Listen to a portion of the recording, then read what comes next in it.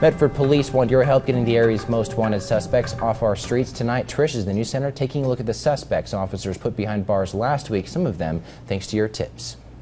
This week, Medford police officers arrested one suspect previously featured on Medford's Most Wanted.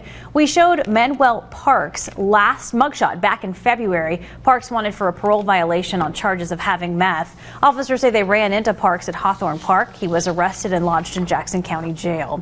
And tonight, there's 5 suspects officers are looking for. The first suspect on Medford's Most Wanted list, Thomas Baugh. Baugh's wanted for failure to appear in court for multiple charges ranging from possession of meth to resisting arrest.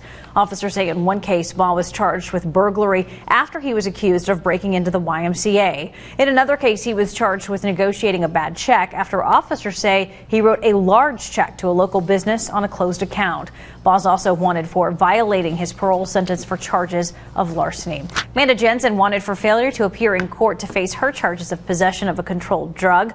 Earlier this year, JENSEN was arrested for having methadone. Officers say she has not gone to her court hearings for that charge. Now officers want her behind bars. Next on the list, DANNIE GIPSON. GIPSON has warrants for her arrest for failure to appear in court to face identity theft and theft charges. GIPSON's accused of stealing business checks, jewelry, and a gun from a Medford home. Officers say they eventually found the gun. GIPSON was arrested but has also not gone to her court hearings. JOHNNIE Alvarado has also wanted tonight. Officers want Alvarado in jail for violating his parole stemming from drug charges. Officers say Alvarado already served time for the drug charges but has violated his terms of his parole. The last suspect on this week's Medford Most Wanted list, RONALD CARLSON. Officers say CARLSON's wanted for violating his parole sentence.